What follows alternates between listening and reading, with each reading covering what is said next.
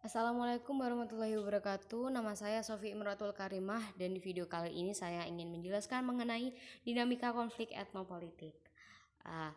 Dan materi ini saya dapatkan dari buku yang ditulis oleh Robert Noppers yang berjudul Intervensi Damai, Struktur, Proses, dan Strategi untuk Regulasi Konstruktif Konflik Etnopolitik yang ada di bab awal. Etnis atau suku merupakan kesatuan sosial yang dapat dibedakan dari kesatuan yang lain berdasarkan akar dan identitas kebudayaan, terutama bahasa. Dengan kata lain, etnis merupakan kelompok manusia yang terikat oleh kesadaran dan identitas dan juga seringkali dikuatkan oleh kesatuan bahasa. Kemudian terdapat 6 elemen penyusun definisi kelompok etnis. Yang pertama yaitu a shared name atau nama bersama. Meskipun dalam keadaan tertentu ini mungkin hanya muncul di akhir proses formatif, seperti contohnya dalam kasus Muslim Bosnia yang mana hanya mengadopsi nama ini selama perselisihan intra-Yugoslavia. Kemudian yang kedua ada the myth of a shared origin atau mitos tentang asal-usul bersama, seperti yang diungkapkan dalam legenda, simbol, dan manifestasi lain dari sejarah purba yang lebih atau kurang heroik. Kemudian yang ketiga ada a shared history atau sejarah bersama, atau lebih tepatnya historiografi yang menafsirkan pengalaman kolektif dari sudut pandang dan dampaknya dalam membentuk komunitas. Kemudian ada a shared culture atau kebudayaan bersama yang diekspresikan dan juga mencakup faktor-faktor seperti agama, gaya hidup, adat istiadat, norma, dan institusi, serta karakteristik fisik. Kemudian ada links with particular territory atau hubungan dengan wilayah tertentu. Kemudian yang terakhir ada an awareness of community atau kesadaran komunitas. Kemudian juga terdapat karakteristik konflik etnopolitik yang diungkapkan oleh Frederick Glassell. Yang pertama yaitu ada subjek konflik yang mana dibagi menjadi dua, yaitu bangsa dan masyarakat minoritas. Bagian bangsa ini dibagi lagi menjadi dua, yaitu etnonasionalis dan masyarakat adat. Etnonasionalis merupakan orang-orang yang terlibat atau kelompok yang berukuran lebih besar yang membentuk fokus penting dari pemukiman regional dan sudah memiliki sejarah otonomi politik. Yang kedua, ada masyarakat adat yang merupakan keturunan penduduk asli yang umumnya merupakan daerah pinggiran. Mereka ini memiliki ekonomi subsisten dan budaya yang jelas berbeda dari kelompok-kelompok yang membentuk negara. Kemudian di bagian masyarakat minoritas dibagi menjadi tiga, yaitu yang pertama etnoklas, kelompok sosial budaya yang secara umum memiliki status sosial yang rendah dan menampilkan ciri-ciri etnis yang menandakan mereka sebagai pendatang atau keturunan pendatang. Kemudian yang kedua ada sekte militan yang menemukan diri mereka dalam posisi harus menyatakan diri mereka melawan agama yang dominan. Dalam banyak kasus, kelompok-kelompok ini juga menemukan diri mereka dalam posisi minoritas etnopolitik. Kemudian yang terakhir ada pesaing komunal, dan istilah ini menggambarkan kelompok-kelompok yang telah mengembangkan identitas etnis atau sosial budaya yang relatif jelas dalam masyarakat heterogen dan bersaing untuk mendapatkan kesempatan untuk memberikan pengaruh pada pemerintah. Mereka mungkin menempati posisi yang diistimewakan dan dirugikan. Dan jenis ini tersebar luas di Afrika dan Asia. Kemudian yang kedua ada hubungan asimetri.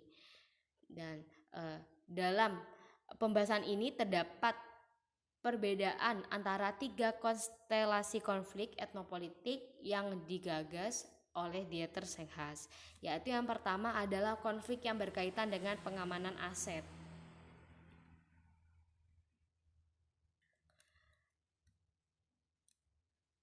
Ciri yang menonjol di sini adalah bahwa kelompok tertentu sampai pada kesimpulan bahwa investasinya dalam pemeliharaan negara lebih besar daripada manfaat yang dapat diperolehnya dari bergabung dengan kelompok etnonasional lain. Ini berlaku khususnya untuk kelompok yang lebih diuntungkan secara ekonomi.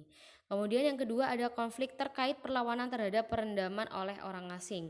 Ini mengacu pada upaya-upaya yang dilakukan oleh suatu kelompok yang setidaknya sebelumnya merupakan atau masih merupakan populasi mayoritas di suatu wilayah tertentu, dilakukan untuk melawan ancaman nyata atau yang diduga mengancam dominasi atau integritasnya. Dorongan ini ditujukan khususnya terhadap para imigran dengan klaim atas hak tempat tinggal sebelumnya. Kemudian yang terakhir ada konflik yang berkaitan dengan perlawanan terhadap asimilasi. Konstelasi ini merepresentasikan bentuk klasik perlindungan minoritas, kelompok yang secara numerik lebih rendah berusaha untuk menegaskan identitasnya.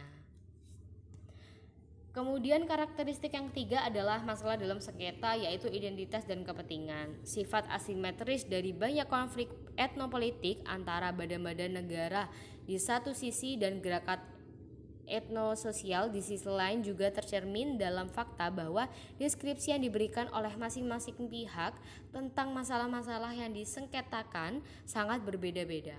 Kasus yang paling umum adalah di mana tuntutan kelompok etnososial untuk pengakuan atas hak-hak khusus mereka yang seringkali hanya mengungkapkan keinginan untuk perlakuan non-diskriminatif dihadapkan dengan kecenderungan negara untuk menyangkal atau merelatifkan ciri-ciri khusus ini atau untuk berusaha mencapainya. Objek ini melalui asimilasi atau dalam kasus terburuk yaitu represi atau pengusiran. Pada kenyataannya komponen kepentingan dan identitas tidak dapat langsung dipisahkan. Gagasan tentang konflik identitas yang berkaitan dengan persepsi ancaman eksistensial terlebih lagi adalah yang paling tepat untuk menjelaskan cara konflik etnopolitik sering diperjuangkan tanpa kompromi. Penjelasan sistematis dapat ditemukan dalam teori kebutuhan dasar manusia. Hampir semua konflik sosial yang mengakar berawal dari frustasi atas kebutuhan dasar manusia akan keamanan, identitas, dan partisipasi dalam kaitannya dengan kelompok-kelompok afinitas etnis yang memainkan peran penting. Kemudian karakteristik yang keempat ada dinamika konflik. Konflik etnopolitik umumnya berkembang dalam periode yang sangat lama, mungkin berlangsung selama beberapa dekade bahkan berabad-abad. Proses tersebut melibatkan berbagai faktor subjektif dan objektif yang semuanya mempengaruhi satu sama lain.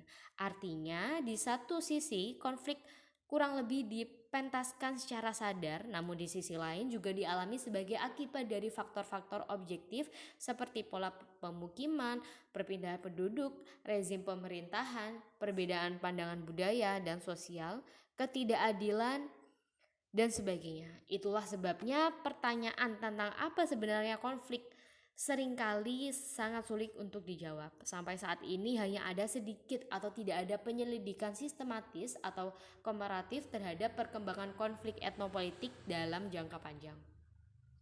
Pengalaman sejarah tampaknya mendukung tesis bahwa mereka itu menunjukkan kecenderungan tertentu untuk meningkat ke arah penyelesaian dengan kekerasan. Namun terhadap hal ini dapat dikatakan bahwa hal ini terutama disebabkan oleh kurangnya pilihan untuk pengaturan konflik yang damai di tingkat internasional. Kemudian karakteristik yang terakhir atau yang kelima ada dari sikap pihak atau kelompok yang memiliki konflik atau kelompok-kelompok yang berkonflik itu sendiri. Satu aspek terakhir yang penting sejauh menyangkut metode penanganan konflik adalah sikap yang dimiliki oleh para pihak yang berselisih terhadap konflik itu sendiri. Apakah mereka misalnya menganggap bentrokan politik dan sosial yang keras sebagai hal yang wajar dan sebagai ciri yang tidak terhindarkan dari dunia yang majemuk dan demokratis, ataukah konflik yang intens semacam ini tampak bagi mereka sebagai gejala krisis yang harus segera diatasi dengan membangun tatanan politik dan sosial yang harmonis. Dalam hubungan ini, ciri khas dari perselisihan etnopolitik adalah seperti yang telah disebutkan beberapa kali, yaitu asimetri. Sementara satu pihak melihat apa yang dianggapnya sebagai konflik tentang perubahan sistem, dan pihak lain melihat paling banyak kebutuhan untuk membuat minor penyesuaian dalam kerangka sistem yang ada. Selain itu, harus dikatakan bahwa para pihak seringkali bersatu dalam skeptisisme tentang mereka. Jika bukan penolakan, model-model pengaturan konflik yang umum, dan juga jenis tertentu. Bahkan untuk sisi yang lebih lemah, mencapai peningkatan pada posisinya sendiri adalah fokus utamanya. Para pihak yang berselisih jarang peduli dengan reformasi struktural yang mungkin memberikan kontribusi umum untuk mengorganisir hidup berdampingan multi etnis dengan cara yang damai. Sikap ini dicontohkan di banyak negara baru yang baru-baru ini muncul di Eropa Timur.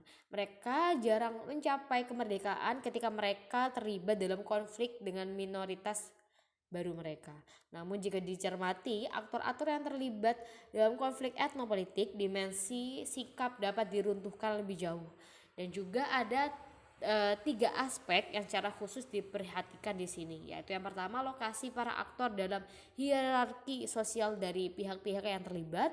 Kemudian ada sejauh mana polarisasi di antara para aktor ini, dan yang terakhir ada juga perubahan sikap mereka dalam skala waktu yang lama. Demikianlah penjelasan mengenai konflik etnopolitik atau dinamika konflik etnopolitik.